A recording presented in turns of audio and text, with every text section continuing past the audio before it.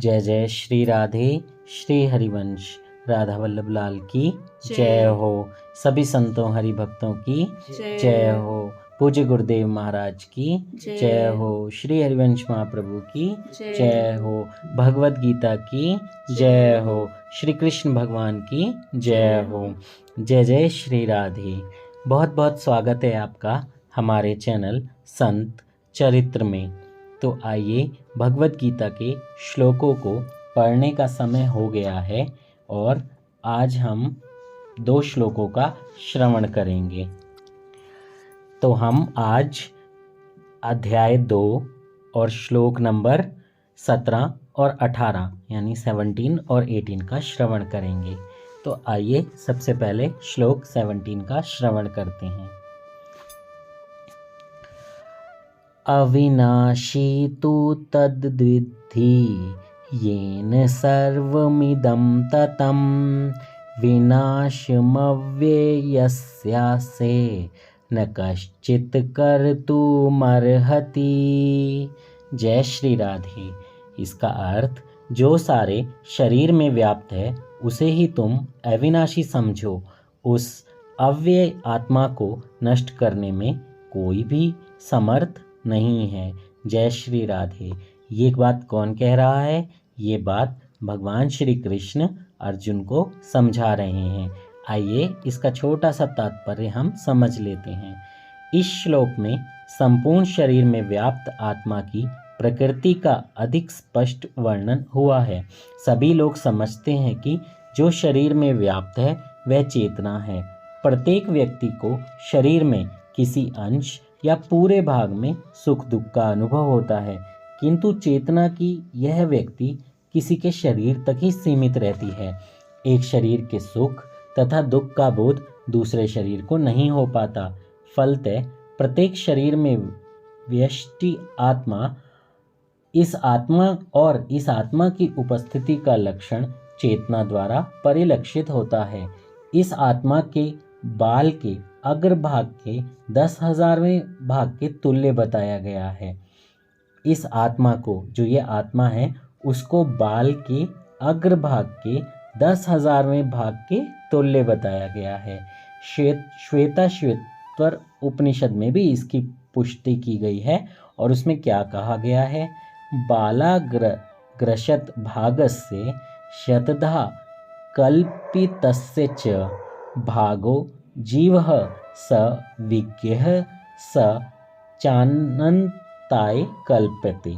यदि बाल के अग्रभाग को 100 भागों में विभाजित कर दिया जाए और फिर उनमें से प्रत्येक भाग को 100 भागों में विभाजित किया जाए तो इस प्रकार के प्रत्येक भाग की माप आत्मा का परिमाप है। इसी प्रकार यही कथन निम्नलिखित श्लोक में भी मिलता है। केशाग्रशत भागस्य शतांशः सांशात्मकः जीवे सूक्ष्म स्वरूपोऽयं संख्यातीतो ही चित्त कणः।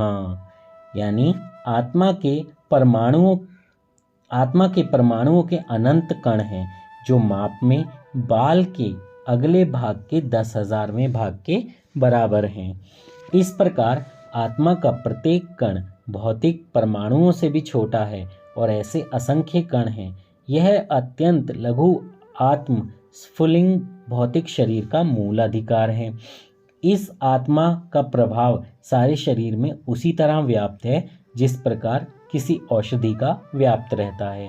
आत्मा की यह धारा सारे शरीर में चेतना के रूप में अनुभव की जाती है और यही आत्मा के अस्तित्व का प्रमाण है। सामान्य से सामान्य व्यक्ति भी समझ सकता है कि यह भौतिक शरीर चेतना रहित होने पर मृतक हो जाता है और शरीर में इस चेतना को किसी भौतिक उपचार से वापस नहीं लाया जा सकता। अतः यह चेतना भौतिक संयोग के फलस्वरूप नहीं है, अपितु आत्मा के कारण है। आत्मा आकार में अणुतुल्य है, जिसे पूर्ण बुद्धि के द्वारा जाना जा सकता है। यह अणु आत्मा 5 प्रकार के प्राणों में तैर रहा है। प्राण, अपान, व्यान, समान तथा उदान। यह हृदय के भीतर स्थित है और देहधारी जीव के पूरे शरीर में अपने प्रभाव का विस्तार करता है। जब आत्मा को 5 वायु के कल्मश से शुद्ध कर लिया जाता है तो इसका आध्यात्मिक प्रभाव हट जाता है। हठ योग का प्रयोजन विविध आसनों द्वारा उन 5 प्रकार के प्राणों को नियंत्रित करना है जो आत्मा को घेरे हुए हैं। यह योग किसी भौतिक लाभ के लिए नहीं अपितु भौतिक आकाश के बंधन से अणु आत्मा की मुक्ति के लिए किया जाता है। अणु आत्मा का प्रभाव पूरे शरीर में व्याप्त होता है। मुंडक उपनिषद के अनुसार यह अणु आत्मा प्रत्येक जीव के हृदय में स्थित है और भौतिक विज्ञानी इस अणु आत्मा को माप सकने में असमर्थ हैं। अतः उनमें से कुछ यह अनुभव करते हैं कि आत्मा है ही नहीं। आत्मा तो निसंदेह परमात्मा के साथ साथ हृदय में है। इसलिए शारीरिक गतियों की सारी शक्ति शरीर के इसी भाग से उद्भूत है। जो लाल रक्त कण फेफड़ों से ऑक्सीजन लेते हैं वे आत्मा से ही शक्ति प्रदान करते हैं। अतः जब आत्मा इस स्थान से निकल जाता है तो रक्तोत्पादक संलयन बंद हो जाता है। औषधि विज्ञान लाल रक्त कणों की महत्ता को तो स्वीकार करता है किंतु यह निश्चित नहीं कर पाता कि शक्ति का स्रोत आत्मा है। जो भी हो, औषधि विज्ञान यह स्वीकार करता है कि शरीर की सारी शक्ति का उद्गम स्थल हृदय है। पूर्ण आत्मा के ऐसे अणु कणों की तुलना सूर्य प्रकाश के कणों से भी की जाती है। इस प्रकार सूर्य प्रकाश में असंख्य तेजों में अणु होते हैं। इसी प्रकार परमेश्वर के अंश उनकी किरणों के परमाणु स्फुलिंग हैं और प्रभा या पराशक्ति कहलाते हैं। अतः चाहे कोई वैदिक ज्ञान का अनुगामी हो या आधुनिक विज्ञान का, वह शरीर में आत्मा के अस्तित्व को नकार नहीं सकता है। भगवान ने स्वयं भगवत गीता में आत्मा के इस विज्ञान का विशद वर्णन किया है। जय जय श्री राधे श्री हरिवंश। आइए हम अगले श्लोक का श्रवण करते हैं। जय जय श्री राधे। आइए 18वें श्लोक का श्रवण करते हैं। अंतवंत इमे देहा नित्यस्योक्ता शरीरिणः अनाशिनो प्रमेयस्ये तस्मादुदयस्व भारतः। जय श्री राधे।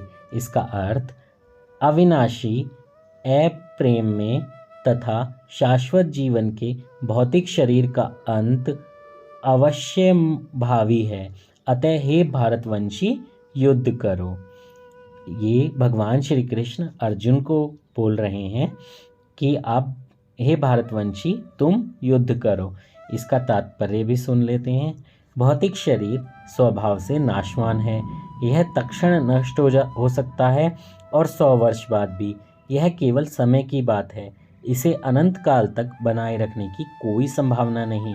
किंतु आत्मा इतना सूक्ष्म है कि उसे शत्रु देख भी नहीं सकता, मारना तो दूर की बात है।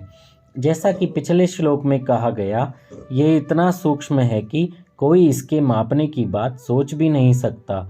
अतः दोनों की दृष्टि से शोक का कोई कारण, यह इतना सूक्ष्म है कि कोई इसे मापने की बात सोच भी नहीं सकता। अतः दोनों ही दृष्टि से शोक का कोई कारण नहीं है, क्योंकि जीव जिस रूप में है ना तो उसे मारा जा सकता है और ना ही शरीर को कुछ समय तक या स्थायी रूप से बचाया जा सकता है। पूर्ण आत्मा के सूक्ष्म कण अपने कर्म के अनुसार ही यह शरीर धारण करते हैं। अतः धार्मिक नियमों का पालन करना चाहिए। वेदांत सूत्र में जीव को प्रकाश बताया गया है, क्योंकि वह परम प्रकाश का अंश है। जिस प्रकार सूर्य का प्रकाश सारे ब्रह्मांड का पोषण करता है, उसी प्रकार आत्मा के प्रकाश से यह भौतिक देह का पोषण करता है। जैसे ही आत्मा इस भौतिक शरीर से बाहर निकल जाता है, शरीर सड़ने लगता है। यह आत्मा ही शरीर का पोषक है। शरीर अपने आप में महत्वहीन है। इसलिए अर्जुन को उपदेश दिया गया कि वह युद्ध करे और भौतिक शारीरिक कारणों से धर्म की बलि ना होने दे। जय श्री राधे। इसकी पहली लाइन में भी भगवान ने सबसे पहले यही कहा था कि हे अविनाशी अप्रेम में या शाश्वत जीव के भौतिक शरीर का अंत अवश्यंभावी है। मतलब जो इस मृत्यु लोक में आया है उसकी मृत्यु होगी ही, और इसलिए उन्होंने अर्जुन को आदेश दिया कि हे भरतवंशी युद्ध करो, क्योंकि वो क्षत्रिय है और उसे युद्ध करना चाहिए। और आप भी, जो भी, हम सब का जाना निश्चित है, हम सब जाएंगे, लेकिन उससे पहले जो ये मनुष्य योनि आपको मिली है इसमें आप भगवान का भजन जरूर करें, थोड़ा करें, दिन में 15 से 20 मिनट माला जप जरूर करें, नाम जप जरूर करें। जय जय श्री राधे। श्री हरिवंश राधा वल्लभ लाल की जय हो। सभी संतों हरि भक्तों की जय हो। जय श्री राधे। भगवत गीता की जय हो। अगर आपने हमारे चैनल को सब्सक्राइब नहीं किया है तो सब्सक्राइब कर दें, बेल आइकन भी दबा दें और शेयर भी कर दें। जय श्री राधे।